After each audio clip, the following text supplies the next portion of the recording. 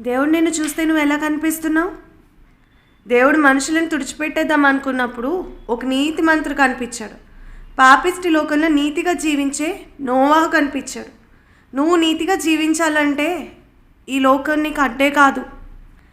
నేను ఆఫీస్లో ఉంటున్నాను, ఆఫీస్లో ఎవరు మంచోళ్ళు కాదు. నేను స్కూల్లో ఉంటున్నాను, స్కూల్లో ఎవరు మంచోళ్ళు కాదు. నేను కాలేజ్లో ఉంటున్నాను, కాలేజ్లో నా చుట్టుపక్కల మంచోళ్ళు కాదు.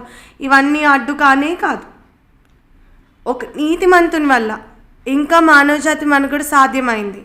నువ్వు నీతిగా జీవిస్తే నీ తరతరాల యొక్క మనుగడ సాధ్యమవుతుంది.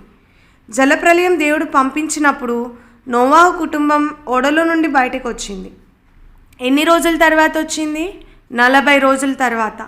ఆ 40 రోజుల తర్వాత జలప్రలయం ఆగిపోయిన తర్వాత నుంచి నివసించిన జనమంతా, అంటే మనమంతా షేము, హాము, యాపేతు అనువారు కుమారులమే.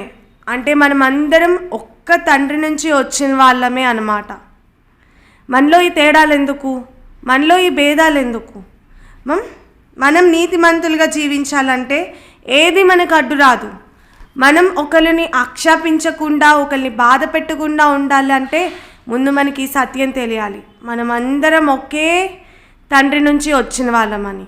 ఇది తెలిస్తే మన మధ్య భేదాలు ఉండవు, భేద భావాలు ఉండవు. ఈ వాక్యాన్ని దేవుడు దీవించునుగాక.